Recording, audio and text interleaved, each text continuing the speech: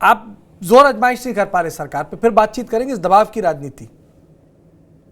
दो चीजें हैं कार्तिकेय भाई, लोकतंत्र लोकलाज से चलता है, बेशर्मी से नहीं चलता। मैसेज तो हम लोग लोकलाज वाले लोग थे और इस समय हम आपके सामने बेशर्म लोग बैठे हुए। साफ सी बात है, जो बहुमत को और भीड़ तंत्र के अभिमान के साथ में अपने आप को जोड़ रहे हैं, और ऐसे अभिमानी और ऐसे मायावी और ऐसे अहंकारी लोग बैठे हुए हैं जो लोकतंत्र की लोकलाज की कतई कोई भी परवाह नहीं करते। तो अब आज की डेट में हमारे पास कम सांसद हैं।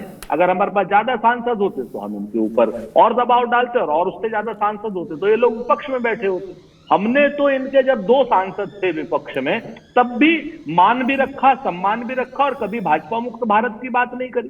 लेकिन भारतीय जनता पार्टी के लोग इतने अभिमानी लोग हैं कि बहुमत के अभिमान से संसद को और देश को चलाना चाहते हैं, और उसी का एक परिणति है कि सारे के सारे जितने लोकतांत्रिक संस्थाएं सभी कमजोर हो रही हैं, और 5 जजेस को सड़क पे आना पड़ता है। रात में 1:30 बजे सीबीआई का डायरेक्टर बदलते हैं। इलेक्शन कमीशन बाद में डेट घोषित करता है, अमित मालवीय पहले डेट घोषित कर देता है भारतीय जनता पार्टी का। एक नहीं 1 लाख उदाहरण हम आपको दे सकते हैं कि रात 12 बजे कौन सी घंटी बजा देते हैं, नोटबंदी 8 बजे कर देते हैं। सारी की सारी चीजें जिसको कहते हैं ना कि एक अधिनायकवादी रवैया जो भारतीय जनता पार्टी का, ऐसा लोकतंत्र में नहीं चलता है। बहुमत के आधार पर आपकी सरकार बनती है, लेकिन सरकार सर्वमत के आधार पर चलती है। बोफोर्स में आपके सामने था, जेपीसी बनी, सेलेक्ट कमेटी, जेपीसी। आप स्वयं ही कह रहे हैं कि पहले कितने क्वेश्चन जो थे हम लोग सेलेक्ट कमेटी में भेज देते थे, 72% के आसपास सेलेक्ट कमेटी में भेज देते थे, आज की डेट में कितने भेजे जा रहे हैं। तो ये तो बात अपने आप में बिल्कुल सच है।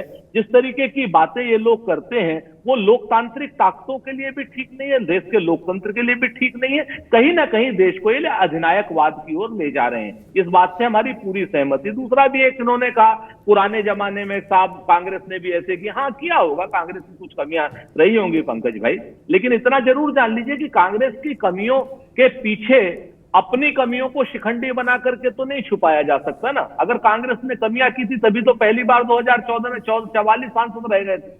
हम तो इस बात को मानते। तो आप हमारी कमियों के पीछे छुपिए मत, हमारी कमियों को दूर करके लोकतंत्र को आगे पुष्पित और पल्लवित कीजिए, एक बात। और दूसरी बात जो अभी बात आ रही है लगातार, ब्रजभूषण शरण सिंह का इंपॉर्टेंस नहीं है। इंपॉर्टेंस फिर से आप राजनीति को थोड़ा सा अलग रखिए, दबाव की राजनीति का है।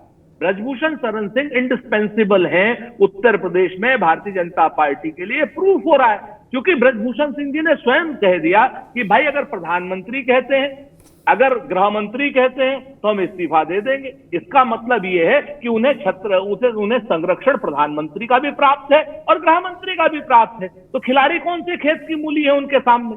आज दूसरी बात, ये बड़ी जो ढकी छुपी बातें हो रही है ना, चाहे राजनीतिक विश्लेषक करे, चाहे कोई एडिटर करे, चाहे कोई पत्रकार करे, ढकी छुपी बात मत करिए, खुल करके सामने आइए। हम आपसे कहते हैं कि राजनीतिक विषय बिल्कुल अलग है, फेडरेशन की राजनीति बिल्कुल अलग है। देश में जो कानूनी राजनीति कानून है, उसको अगर पॉक्सो एक्ट लगा है, चाहे 6 महीने बाद लगा हो, चाहे 6 साल बाद आपने कुछ ऐसी बात बोली है, अब जो विक्रम जी उसका जवाब देना चाहेंगे। विक्रम जी। नहीं, मैं ये पूछ रहा था सुरेंद्र जी से कि वो संदीप सिंह पे भी थोड़ा बोल दीजिए, जिसको लेके वहां धरने पे गई थी प्रियंका जी, उनके खिलाफ भी एफआईआर, लगभग सेम मामले में एफआईआर है। तो बिल्कुल बिल्कुल पूरा जवाब देता हूं विक्रम जी। आप शायद पूरी आप अपडेट नहीं है उसमें। 3 दिन पहले high court, Allahabad high court ने, आपके पीछे किताबें लगी हुई हैं, मुझे ऐसा लग रहा है कि आप वकील हैं, तो इलाहाबाद हाई कोर्ट ने बिल्कुल उस पर स्टे लगा दिया और उन्होंने कहा कि जहां पर ये घटना हुई थी वहां पर जाएं। इस केस में कोई चार्जशीट फाइल करने की आवश्यकता नहीं है, कोई जांच करने की आवश्यकता नहीं है। आप रायपुर, उन्होंने उसको जो आरोपी है, आरोपी को कह दिया कि आप रायपुर जाकर के इसका इन्वेस्टिगेशन कराइए। ये इलाहाबाद हाई कोर्ट का ऑर्डर। विक्रम जी, ऐसा कोई ऑर्डर हमारे संज्ञान में तो नहीं है। अभी आपके राष्ट्रीय प्रवक्ता एक चैनल पे बैठे हुए थे कुछ देर पहले, उन्होंने बोला कि ऐसा कुछ नहीं, वो ठीक है। लेकिन अगर मान लीजिए कि हाईकोर्ट ने स्टे अभी, और जो भी स्टे हुआ होगा, पूछे होंगे तब क्या कहिए उनको, पहले आप ऑर्डर ले लीजिए। नहीं, प्रोसीडिंग स्टे हुई है, क्या हुई है। लेकिन इसके बाद एक बात बताइए, अगर सिर्फ आरोप लग जाने से कोई आदमी अपराधी हो जाता है तो अपराधी तो वो भी हो गए, आप उसको लेके पीछे पीछे घूम रही हैं। हमने बिल्कुल नहीं कहा कि अपराधी हो जाता है। मेरी बात ये है कि अगर आरोप लगने से कोई अपराधी हो जाता है तो भाई तो फिर आप उनको भी एकदम अलग कर दीजिए, आप उनको लेके मत चलिए। रुद्र विक्रम सिंह जी, ये चैनल इस समय डिजिटल मीडिया पे हम लोग अपनी अपनी बात कहें बेहतर है, और बहुत अच्छे तरीके से कंडक्ट हो रहा है, सभी लोग अपनी पूरी बात कह रहे हैं। हम आपको दो बातें बड़ी साफ कह रहे हैं। नंबर एक, अगर उन्होंने कोर्ट ने स्टे नहीं दिया होता तो मैं आपकी बात का पूरी तरीके से सहमत होता और जवाब देता, लेकिन जब कोर्ट ने ऑलरेडी उस चीज को स्टे कर दिया है, मेरे पास पुष्ट प्रमाण है, अगर आपके पास नहीं है ये तो आपकी कमी है, एक बार आप चेक कर लीजिए। बाकायदा हाई कोर्ट ने कह दिया, इसके बाद भी अगर आप इस तरीके की बात कर लिए कि मान लीजिए, तो भाई मान हम क्यों लें जब हमने कोर्ट के ऊपर हमें भरोसा और कोर्ट ने हमारे पक्ष में निर्णय दे दिया, उसके बाद भी हम क्यों मान लें? अभी थोड़ी देर पहले ही आपके राष्ट्रीय प्रवक्ता एक अखिलेश जी हैं, वो बैठे हुए थे एक चैनल पे, उन्होंने तो ऐसी कोई बात नहीं कही। मुझे मैं आपको फिर वही चीज है, आप अपनी बात को मैं आपको रिटर्न में वो कर रहा हूं, आप मेरी बात आप समझिए ना, इधर उधर की बातें क्यों कर रहे हैं? अखिलेश जी ने क्या कहा वो अखिलेश जी से पूछिए, हो सकता है नहीं जानकारी हो उनको, लेकिन मैं पूरी जानकारी के साथ आपको जब मैं वही बात कह रहा हूँ, मैं सिर्फ इतनी बात कह रहा हूँ कि अरक किसी पे आरोप लगने मात्र से अगर कोई दोषी हो जाता है तो फिर वो मामला सब पे लागू होगा। क्या बात कर रहे हैं? नहीं, ये क्या इनकी बात का जवाब देना चाहिए क्या? नहीं, जब मैं ऑलरेडी जिम्मेवारी से आपको जवाब दे रहा हूं, उसके बाद मैं कह रहा हूं कि हाई कोर्ट ने स्टे दे दिया। अब आप कह रहे हैं ठीक है, हाई कोर्ट की बात नहीं, चलिए हाई कोर्ट वाली बात मैं समझ गया। संदीप सिंह की बात करें जो प्रियंका गांधी के जो सेक्रेटरी, मैं समझ गया, ये उसकी बात करें जो उन पे केस हुआ था। ये कह रहे हैं कि आरोप लगने से कोई आदमी, इसका मतलब थोड़ा ना कि उसको सोशली या एडमिनिस्ट्रेटिवली या पॉलिटिकली ऑस्ट्रेसाइज कर दिया जाए। मैं समझ गया, ये तर्क वो दे रहे थे, लेकिन मनस्वी जी उसके बाद भी हाई कोर्ट ने उसको स्टे कर दिया, खत्म कर दिया, चार्जशीट पर रोक लगा दी। मैं ये कह रहा हूं, ठीक है, चार्जशीट पर गलत तर्क दे रहे हैं। ठीक है, चार्जशीट पे रोक लगा दी, आपकी बात मानी। मनस्वी जी, इस मामले पे आपको लगता है कि हायर कोर्ट सब संज्ञान ले सकते हैं टू पुश द केस? नहीं, अभी देखिए मेरे हिसाब से तो पुलिस को करना चाहिए, और मेरे को ब्रिजभूषण जी के लिए एक ही ऑप्शन है उनके पास, अगर उनको लगता है वो निर्दोष है, उनको जाके हाई कोर्ट चले जाके क्वॉशिंग में स्टे एप्लीकेशन डाल के मूव करके उनको स्टे ले लेना चाहिए। अगर उनको लगता है प्राइमा फेसी उनके खिलाफ जो भी ये मुकदमे दोनों केसेस किए हैं, वो क्यों नहीं, इन्वेस्टिगेशन ही शुरू नहीं हो रही है, उनको स्टे लेने की जरूरत ही नहीं है। मतलब ऐसी बढ़िया स्थिति एक अक्यूज्ड के लिए इससे अच्छा तो कुछ हो ही नहीं सकता। जो पुलिस है वो इन्वेस्टिगेशन ही नहीं कर रही, तो उनको स्टे लेने की जरूरत नहीं हो रही। रेसलर्स अपने धरने पे बैठे हैं और बात बोली जा रही है कि ये इलेक्शन होने वाला है रेसलर्स का, रेसलर्स इंडिया में लड़ाई नहीं करना चाहते हैं, गोल्ड मेडल वो ऐसे ही जीत जाते हैं बिना मेहनत किए। तो ये जो चीजें हैं इंटरेस्टिंग है। देखिए ये इंटरेस्टिंग, हम लोग एक नया कानून का प्रोसीजरल एस्पेक्ट हम बता रहे हैं कि अगर आप पावर में है, अगर आप ताकतवर हैं, अगर आप बाहुबली हैं या भल्लाल देव हैं, आप जो भी हैं, आपके पास सत्ता है, आप 99 से इलेक्शन लड़ते जा रहे हैं, आपके खिलाफ कुछ नहीं हो रहा, हर पार्टी आपको चाहती है, हर पार्टी के लिए आप एक बड़ा वोट बैंक है, तो आप क्राइम से ऊपर हैं। तो ये हम बता रहे हैं, अगर रेसलर्स गलत है तो उनके ऊपर डेफेमेशन का केस करना चाहिए, मानहानि का केस करना चाहिए, हमारे देश को हमको बताना चाहिए कि सच क्या है, पर वो भी नहीं हो रहा। रेसलर्स धरने पे, हम लोग डिबेट पे डिबेट कर रहे हैं, ट्विटर वॉर हो रही है, वो अपने फोटोज डाल रहे हैं, ऑपोजिशन लीडर्स वहां पे आके बता रहे हैं। तो अच्छी चीज दिख रही है कि हम लोग कानूनी कार्रवाई के ऊपर कुछ नहीं कर रहे, कानूनी कार्रवाई के ऊपर क्या मूवमेंट हो रही है वहां पे कोई संज्ञान नहीं लिया जा रहा। सुप्रीम कोर्ट को आना पड़ता है, तब बोला जाता है कि चलो आप सुप्रीम कोर्ट आ गया है तो हम लोग एफआईआर कर देते हैं। अब वापिस से मेरे को लगता है रेसलर्स को सुप्रीम कोर्ट में जाना पड़ेगा कि भैया इन्वेस्टिगेशन तो कर लो, एफआईआर तो शुरुआत थी, आपने हमारी कंप्लेन ले ली, अब उसकी इन्वेस्टिगेशन कब तक होगी, एक डेडलाइन होनी चाहिए। अब वो भी, अब हर इस चीज के लिए हमको सुप्रीम कोर्ट जाना चाहिए। तो फिर मेरे को ये चीजें जो लग रही है ना, एज अ वकील मुझे लगता है कि बहुत ही कंफ्यूजिंग हम एक आउटकम दे रहे हैं हमारे देशवासियों को, कि जो एक आम आदमी है उसको तो एफआईआर या पुलिस तक जाना ही नहीं चाहिए।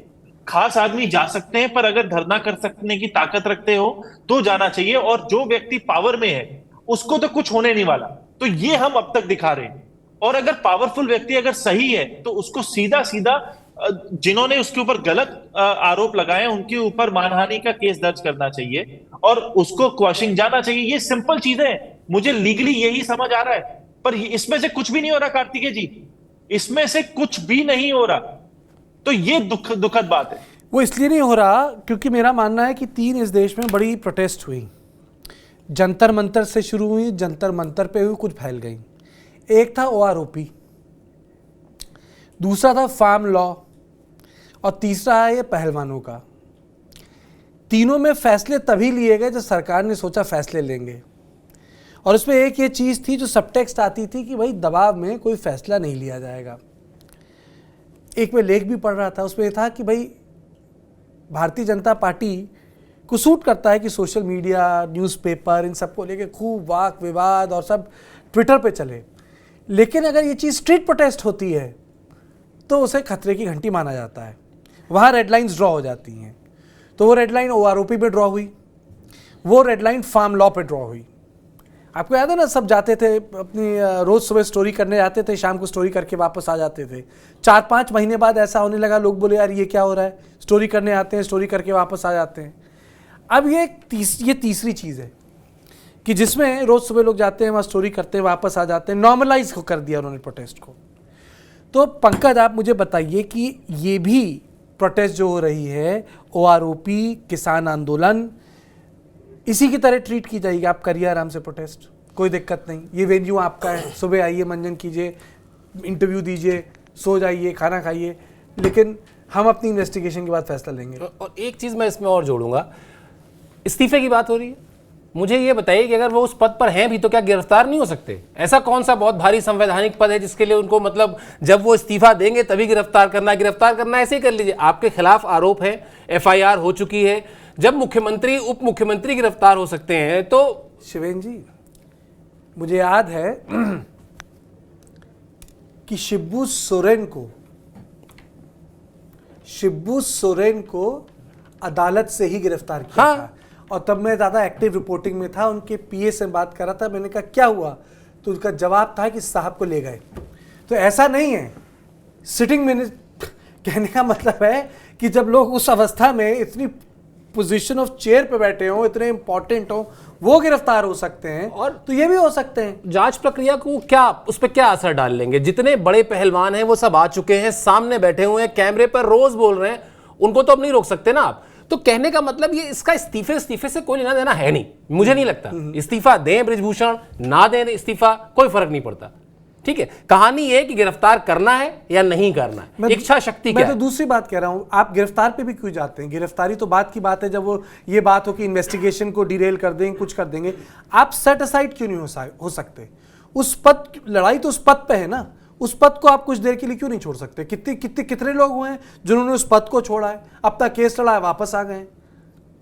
देखिए, मैं आपको बताऊं, वही कह रहा था मैं कि पिछले कुछ सालों से मैं सुरेंद्र राजपूत जी की बात से बहुत हद तक सहमत हूं कि एक लोक लाज वाली जो राजनीति है ना, वो वाकई खत्म हुई है। जिसको ये जो विनिंग पार्टीज हैं, चाहे कोई भी हो, उसको वो सुपर कॉन्फिडेंस की संज्ञा देती है। मतलब जेल में एक मंत्री होता है लेकिन वो मंत्री बना रह सकता है, और उसके बाद भी वो जनता की अदालत में जाता है, जीतता है, उसको फर्क नहीं पड़ता है। आपने बात की 2 अन्य आंदोलन के बारे में, तो वो 2 और आंदोलन सीरियस इसलिए थे क्योंकि फिर भी उसमें लोगों का बहुत ज्यादा सपोर्ट था, समर्थन था, और वो सड़कों पर था।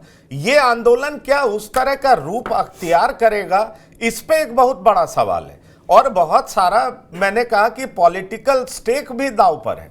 पर इससे इतर मैं बिल्कुल इस बात से सहमत हूं कि जब इस तरह का गंभीर आरोप लगाया जाता है और FIR दर्ज होता है, भले ही कल को ये गलत साबित हो, मैं नहीं कहता ये सही साबित होगा, मुझे भी इसमें राजनीतिक बू आती है, लेकिन आप जब बड़े पद पे होते हैं तो आप कुछ ट्रेंड सेट करते हैं, आप ये मैसेज जरूर देते हैं कि कानून सबके लिए बराबर है।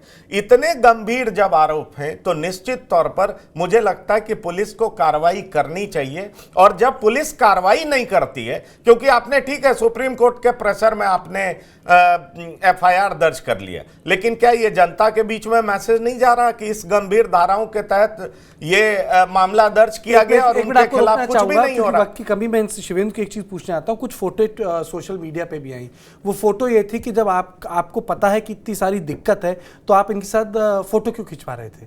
अगर ये सब चल रहा था तो सवाल तो पूछ सकते हैं पंकज इस पे, ये एक सोशल मीडिया पे, मैं जानना चाहता हूँ, स्पोर्ट्स एडिटर है हमारे, देखिए क्या होता है, देखिए हम कहते हैं हमेशा से ये है ना कि खेलों को राजनीति से दूर रखना चाहिए, हम ये कहते हैं कभी मतलब क्या होना चाहिए, लेकिन क्या होता है, होना यही चाहिए कि खेल जो है वो राजनीति से अलग होने चाहिए।